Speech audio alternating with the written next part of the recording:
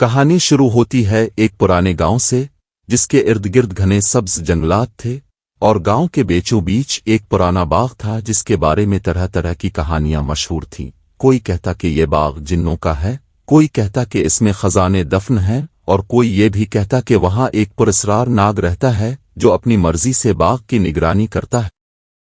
اسی گاؤں میں ایک خوبصورت لڑکی رہتی تھی جس کا نام زینب تھا۔ زینب کی خوبصورتی پورے گاؤں میں مشہور تھی۔ اس کی لمبی کالی زلفیں، ہلکی ہلکی بھوری آنکھیں اور معصوم سی مسکراہٹ دیکھ کر ہر کوئی رک جاتا۔ زینب کو پھل توڑنے کا بہت شوق تھا، خاص طور پر آم اور انار، اور وہ اکثر اکیلی باغ میں جا کر درختوں سے پھل توڑتی کیونکہ اسے خاموشی میں فطرت کے ساتھ وقت گزارنا پسند تھا۔ لیکن گاؤں کے بڑے ہمیشہ اسے منع کرتے کہ وہ اکیلی باغ نہ جایا کرے کیونکہ اس باغ میں کئی پراسرار واقعات ہو چکے تھے، کئی لوگ وہاں گئے اور واپس نہیں آئے۔ لیکن زینب کی نڈر طبیعت نے کبھی ڈر کو جگہ نہ دی۔ وہ ہر دوسرے دن باغ جاتی اور ٹوکری بھر کے واپس آتی۔ ایک دن کا واقعہ ہے جب دوپہر کے وقت سورج آسمان پر تیز چمک رہا تھا اور باغ کے درختوں پر ٹھنڈی چھاؤں تھی۔ زینب نے اپنی چھوٹی سی ٹوکری اٹھائی اور باغ کی طرف چل پڑی۔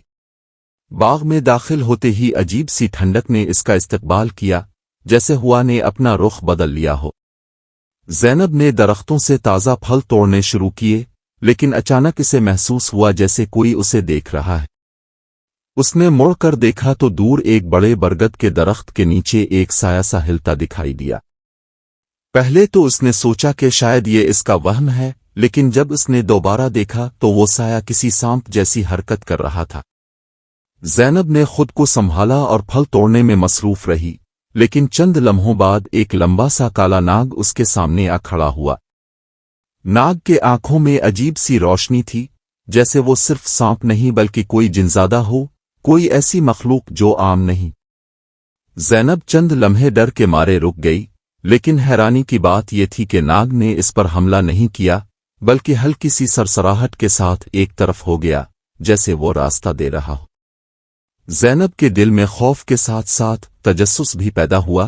اس نے اپنا ڈر دبایا اور درخت سے ایک اور انار توڑ لیا۔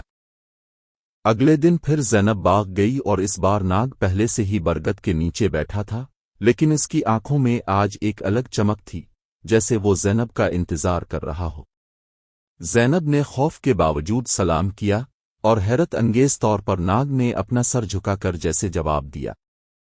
اسی دن سے یہ سلسلہ شروع ہو گیا۔ زینب روز باغ آتی اور ناگ روز اس کا استقبال کرتا۔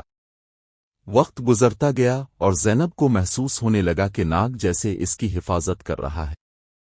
گاؤں کے لوگ جب بھی باغ کے قریب آتے تو عجیب آوازیں سنتے اور واپس چلے جاتے، لیکن زینب کے لیے وہاں سکون تھا۔ ایک دن زینب نے خواب میں دیکھا کہ ایک خوبصورت نوجوان اس کے سامنے کھڑا ہے، جس کی آنکھوں میں وہی روشنی تھی جو ناگ کی آنکھوں میں تھی۔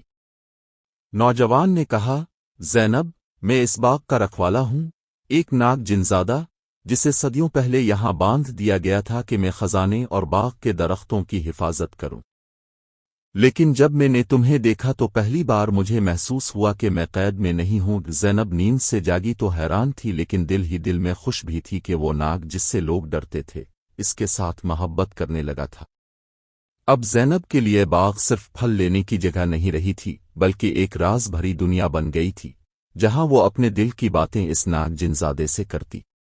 دن گزرتے گئے اور زینب کی محبت گہری ہوتی گئی۔ ناگ بھی ہر بار کسی نہ کسی نشانی سے اپنی محبت کا اظہار کرتا، کبھی اس کے قدموں میں سب سے میٹھا آم لا کر رکھ دیتا، کبھی اسے کانٹوں سے بچا لیتا، کبھی بارش کے وقت اس پر پھن پھیلا کر چھاؤں کر دیتا۔ ایک دن گاؤں کے چند لوگ زینب کا پیچھا کرتے ہوئے باغ تک پہنچ گئے۔ انہوں نے دیکھا کہ زینب ایک بڑے کالے ناگ کے ساتھ بیٹھی ہے اور اس کے سر پر ہاتھ پھیر رہی ہے۔ گاؤں والوں نے شور مچایا اور ڈنڈے لے کر ناگ کو مارنے کے لیے دوڑے، لیکن جیسے ہی وہ قریب پہنچے ناگ نے غصے میں اپنا پھن اٹھایا اور پورا باغ کانپنے لگا۔ زینب نے چیخ کر کہا، اسے کچھ مت کہو، یہ میرا دوست ہے، میرا محافظ، لیکن گاؤں والے باز نہ آئے۔ اچانک ناگ نے دھواں چھوڑا اور وہی خواب والا نوجوان ظاہر ہو گیا۔ اس نے بلند آواز میں کہا، میں اس باغ کا رکھوالا ہوں، तुम लोग उसे नुकसान नहीं पहुंचा सकते। ज़ैनब ही वो है जिसने मुझे कैद से आज़ाद किया है, इसका दिल पाक है और मैं इससे मोहब्बत करता हूँ। ये देखकर गांव वाले सहम गए और वहां से भाग खड़े हुए। ज़ैनब की आंखों में खुशी के आंसू थे कि इसने पहली बार नाग को इंसानी रूप में देखा।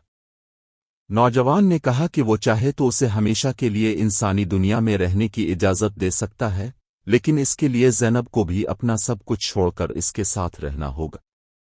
ज़ैनब ने कुछ लम्हे सोचा और कहा, मैं तुम्हारे साथ रहना चाहती हूँ, क्योंकि मेरा दिल अब इसी बाग और तुमसे जुड़ा है। ये सुनकर जिनज़ादा मुस्कुराया और एक चमक के साथ पूरा बाग रोशन हो गया।